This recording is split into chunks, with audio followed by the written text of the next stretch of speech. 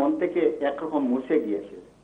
আরেক কৃতি সন্তান এই কাটল খাই, উনার সাথেও আমার পরিচয় ছিল, যিনি আব্দুল হামিদ, ব্যারিস্টার আব্দুল হামিদ। ব্যারিস্টার আব্দুল হামিদকে এই এমপি করার জন্য আফতাব আলী সাহেব অনেক প্রোগ্রাম করেছে। আমার কথা বলতে লম্বা হয়ে যাচ্ছে। না না না, বলুন আপনি, আমরা আমাদের খুব ভালোই লাগছে আপনি বলছেন, বলুন প্লিজ। হ্যাঁ হ্যাঁ, রফিক ভাই বলুন। এই কথা ছিল যেটা যে আমরা অনেক ব্যক্তিত্ব চিনি, অনেক কিছু চিনি, আমাদের যে থার্ড প্রজন্মে চলে এসেছে বিলাতে, কিন্তু থার্ড প্রজন্মের এরা কোনোভাবে জানবে না আফতাব আলী কে ছিলেন। জি, আমি যদি আর কোনোদিন আপনারা কেউ বইটই লিখেন প্লিজ, আমি যদি কন্ট্যাক্ট পাই আমি আরো আলাপ করতে চাই, আরো আফতাব আলী সাহেব। উনি এমন একজন সুপুরুষ ছিলেন, যারা আফতাব আলী সাহেবকে দেখেছেন তারা কখনো বলতে পারবেন না। জি রফিক, এখনো আমার মনের মধ্যে আছে। রফিক ভাই, আপনি অনুষ্ঠানের পরে আমাদের অফিসে আপনি যে নম্বরে ফোন করেছেন, আপনি এই নম্বরে একটা ফোন করবেন, অথবা আপনার ফোন নম্বরটা রেখে দেন, গিয়াস ভাই আপনার সাথে যোগাযোগ করবেন। আর আপনাদের সাথে যারা আছেন, আমরা চাই, কারণ আমরা তো আমাদের পূর্বপুরুষদেরকে ভুলে গেলে চলবে না, আমাদেরকে স্মরণ রাখতে হবে। এবং একদিন আমরাও, আমাদেরও বয়স, এখনো বয়স হয়ে গেছে আমাদের, কয়েকদিন পরে আমরাও বুড়ো হয়ে যাব। তো আমরা যদি আজকে স্মরণ রাখি আমাদের পূর্বপুরুষদের, আমাদের পরবর্তী প্রজন্ম আমাদেরকে স্মরণ রাখবে। আপনাকে অসংখ্য ধন্যবাদ আপনি লাইনে আসার জন্য। Thank you. আরেকটা কথা বলুন। জি জি বলুন বলুন বলুন বলুন। জি, তখন সিলেট থেকে, ঢাকা থেকে বিলাতে যাওয়া কষ্ট ছিল। আফতাব আলী সাহেব বলে রিটার্ন টিকিট করিয়ে দিয়েছিলেন বাগদাদে। জি, তখন আমরা বাগদাদ আসতাম, বাগদাদ এসে বলতাম না আমরা ঢাকাতে যাচ্ছি না, আমরা লন্ডন চলে যাব। জি, এইভাবে এই পদ্ধতিতে উনি অনেক লোক এই দেশে পাঠিয়ে বাগদাদ পর্যন্ত টিকিট থাকতো, রিটার্ন টিকিট থাকতো ঢাকা বাগদাদ পর্যন্ত। তো বাগদাদ এসে প্যাসেঞ্জার বলতো না আমি আর ঢাকাতে যাচ্ছি না, I am going to London Heathrow. তো ওরা কিছু বলতো না? না, এটা একটা ইন্টারন্যাশনাল আইন ছিল। আচ্ছা, আমি পুরোপুরি বলতাম না, তখন আমার বয়স 17 ছিল। 17 ছিল। কবে আসছেন আপনি এই দেশে? আমি 1957 আসছি। তখন ছিল আপনার বয়স 17, আর এখন? এখন তো আমার 73। তখন আপনি ছিলেন টকবগে তরুণ, যুবক না? শুধু শৈশবটা, তখন আপনি শৈশবে ছিলেন? শৈশবে না, আমি মেট্রিকুলেশন পরেই আমি, ওইটা আমার ধরেন কিশোরী বলতে পারেন, তবে আন্ডার 10 নাকি 17-এ আপনি এসেছেন। এখন আপনার তো বয়সে মনে হয় আপনি এখনো অনেক অনেক ভালো আছেন। আপনি ইনশাআল্লাহ ভালো আছি ভাই। আপনি আরো অনেক দিন বাঁচুন রফিক ভাই, আমরা চাই আপনি, এবং আপনার সাথে আমরা দেখা করবো ইনশাআল্লাহ। আচ্ছা, থ্যাংক ইউ আপনি লাইনে আসার জন্য। আসসালামু আলাইকুম। দেখি নেক্সট কে আছেন লাইনে। হ্যালো, আসসালামু আলাইকুম। কলা কি লাইনে আছেন?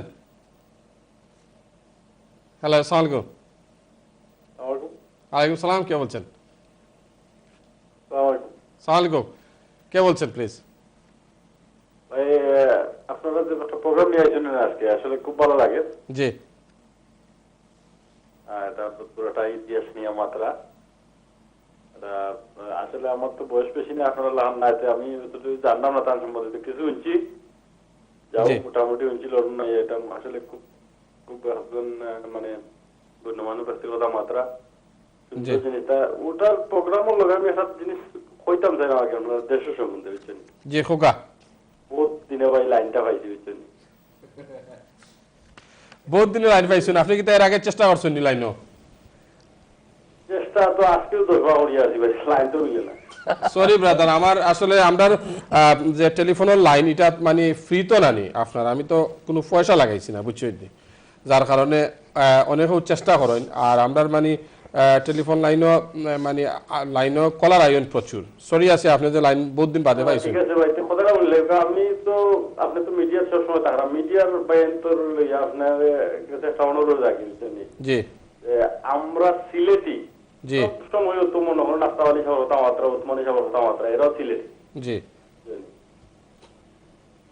আমরা দেশতে আলোচনা হয় যে প্রবাসী যারা বাঁচার পথ নাই, এরপরে সিলেটি যারা বাঁচার পথ নাই, কিন্তু অথচ সিলেটি এত কষ্ট দেওয়া হয় সিলেট সিলেট গিয়ে আমরা যাইতে হইলে আসলে যে মানুষের যে হার্ট অ্যাটাক আরম্ভ হয়ে যায় সিলেট ফ্লাইট করা লাগে জি কষ্ট দেয় আমরা যে সিলেটটা ফ্লাইট মানে ডাইরেক্ট ফ্লাইটটা তারা বন্ধ করে রাখিছে আবার আমরা আওয়াজ আওয়াজে মানে খুব একটা কষ্ট হয় আর কি ওটাতে আপনারা যদি মিডিয়াত বেশি মাতেন আর জি মিনিস্টার আইলে আর কি একটু ফুলোর মালা টালা কম দিয়া জি তো মানে কঠিন ভাবে তারালে মাতলে আমার মনে হয় একটু ভালো হইল না থ্যাংক ইউ আমরা মাতমুদ মন্ত্রী মিনিস্টার যারা আইন চেষ্টা করি আপনার আর আরো বেশি কঠিন ভাবে ধরলে তারা আইতেও চাই না আমরা যাইতাম না গিয়ে আনলে মানে সপ্তাহ জিকাইলাম থ্যাংক ইউ আপনার লাইন হওয়ার লাগে এবং আমরা বিমান বাংলাদেশ এয়ারলাইন্স যেটি লন্ডন থেকে সিলেটে সরাসরি ফ্লাইট হওয়ার কথা ছিল সেটি বন্ধ করে দিয়েছেন কর্তৃপক্ষ কিসের জন্য বন্ধ করেছেন আমরা জানি না তবে আমাদের দাবি হচ্ছে যে বিমান বাংলাদেশ এয়ারলাইন্সের ফ্লাইটটি যেন অতি শীঘ্রই লন্ডন টু সিলেটে তারা আবার চালু করেন দেখি নেক্সট কে আছেন লাইনে হ্যালো আসসালামু আলাইকুম হ্যালো আসসালামু আলাইকুম ওয়ালাইকুম সালাম কে বলছেন আমি আলী বলছি আপনারা প্যানেলের সবাইকে আমার সালাম জি সুন্দর একটা প্রোগ্রাম আছেন আমার একটা অনুরোধ আপনার কাছে থাকবে আপনি যদি সাহসী ভূমিকা রাখেন ইনশাআল্লাহ আমরা সিলেটের অনেকটা উন্নত হবে এইটাই আমার এই যে আগের যে পোলার ভাইয়া বলছেন কোন রাজনীতিবিদ নাই না রাজনীতিবিদরা কি করেন আমরা সবাই সব দল করিয়া খালি ফুলের মালা দেই কিন্তু আমরা সিলেটের উন্নত চাই না বিমান সরাসরি নামতে হবে নাম খালি দিচ্ছেন যে ইন্টারন্যাশনাল কিন্তু খামে নাই আমি মনে করি আপনার মতো মানুষ যদি উদ্যোগ নেন ইংল্যান্ডের মধ্যে যারা এই দেশের কমিউনিটির মধ্যে কাম করেন এরারে নেও দিয়ে আপনি একটা সংগঠন করুন আমাদের সিলেট প্রবাসীর অনেক উন্নত হবে আপনি যদি মানে এগুলারে নিয়ে একটা সেমিনার করেন আপনি পারবেন আপনার সরসাহস আছে আমি আপনার জন্য দোয়া করি আপনার এই ক্ষমতা আছে আল্লাহ আপনার সাহায্য করবো আমি অনুরোধ করবো সারা গ্রেড দিতেন একদিন দেখে আপনি একটা সেমিনার করেন বড় করে করিয়া সিলেটের দাবি দাবা ফিল্লার করেন ইনশাল্লাহ সিলেটে যাকবো ইনশাল্লাহ ফল হবে আমি এইটাই আপনাকে বলবো সিলেটের মানুষ অনেক ভুক্তভোগী আছে কিন্তু আমরা নেতা আসলে সবাই পুশ করতে চাই কিন্তু জনগণের কথা কেউ পাবি না খালি সার হইয়াই আমরা লিডারে ফুলের মালা দিব আপনারা যে কোনো দলও আসুক কিন্তু আমাদের যে সমস্যা আছে এগুলা নিয়ে কেউ দেখবে না আমি আপনার অনুরোধ করবো আপনার মতো মানুষ যদি ইনশাআল্লাহ মানে আগুই আসেন আপনি সারা ব্রিটেন দেশ করতে পারবা আপনি উদ্যোগ নৌকা অনেক লন্ডনে হল বিপ্রান্ত হয়েছে সাহায্য সম্পত্তি অনেক ফ্যামিলি আর দেশেই যেতে চায় না এইরকম অবস্থা সরাসরি বিমানটা আমরা গেছিল এখন তারার বেনিফিটের জন্য ইন্টার একটা বাহানা করিয়া ডাকাতিনা ল্যান্ডিং করতেন ওরা স্বার্থ আমাদের সিলেটের টাকা দিয়া আমি যদি বলি দেশ স্বাধীন হয়েছিল ইনশাআল্লাহ এখন না বিভিন্ন জায়গা থেকে আসছেন এই যে একজন শ্রদ্ধেয় নেতার কথা বলছেন যে শ্রমিক নেতা অনেকজনে কিবা তো চিনে না ওনাকে ওনার নাম আমি শুনছি প্লাস আমি তো ইউমিয়া করে এখানে নিজেও দেখছি তো ইউমিয়া সাহেব এখন লিডার আসলা ওনার শ্রদ্ধা করি আমি আপনার এইটাই বলবো যে আমাদের সিলেটের দাবি দাবাটা কিভাবে আদায় করা যায় আমরা জুলুমটাকে কিভাবে বিরত থাকতে পারি বা বাঁচতে পারি দেশে গেলে আমরা যে ছেলে মেয়েরা গেলে পরে দেশটাকে শান্তিতে আসতে পারবে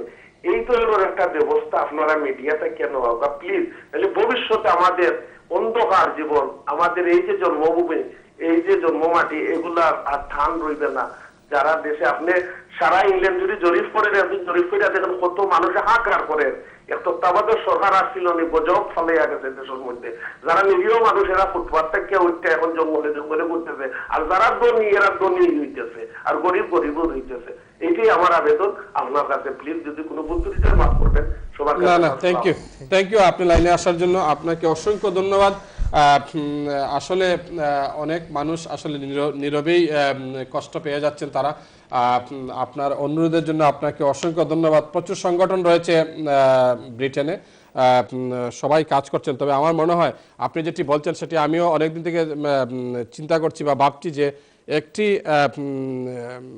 প্যারেন্ট অর্গানাইজেশন যেটাকে বলা হয় যে সবাইকে প্রত্যেকটি সংগঠনকে একটি সংগঠনের আওতায় নিয়ে আসা উচিত ব্রিটেনে প্রচুর প্রায় 460 থেকে 70টি সংগঠন হবে গ্যাসমে